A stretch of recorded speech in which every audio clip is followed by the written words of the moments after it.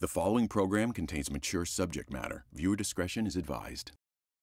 Today we're revealing a hidden component of our nation's state of addiction: healthcare workers who steal drugs from the patients they're supposed to treat. Now imagine being a patient going in for a routine surgery only later to find out you were infected with a potentially deadly disease at the hands of a drug-abusing healthcare provider.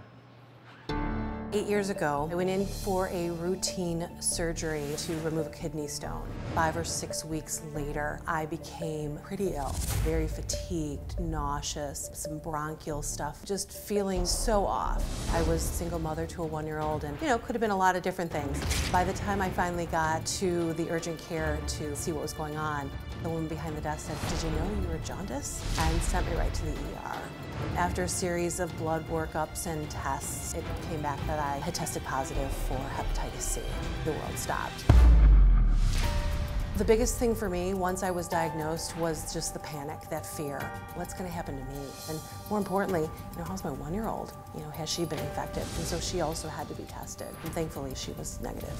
As I was going through the process of figuring out how to treat myself, there was this nagging piece to all of this. How did this happen?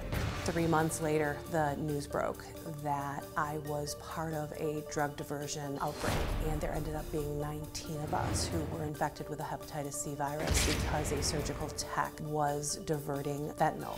She was taking syringes of fentanyl that were meant for patients like myself. She was injecting herself. She was filling it with saline and putting them back on surgical trays. So that fentanyl that was meant for me actually had saline and her hepatitis C virus. Once an arrest had been made, there was a name, there was a face, someone to blame, and I was angry as hell.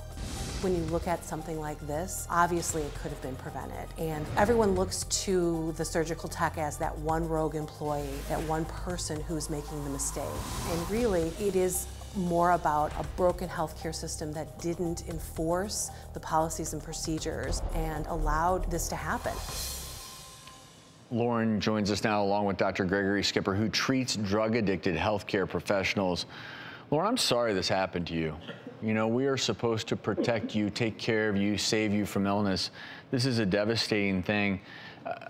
First things first, how is your health? Gratefully, I'm doing well. I was one of the lucky few who actually was able to clear the virus on my own after months and months.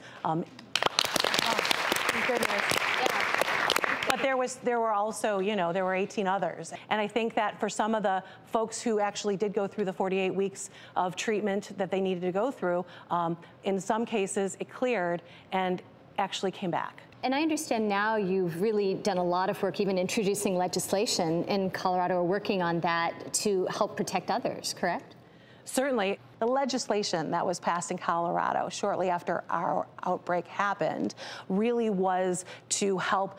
It was a surgical tech who infected it. So it was really to help better register them and to have a tighter kind of control. Let me ask you about that. What happened in this case to the worker that infected you and 19 others?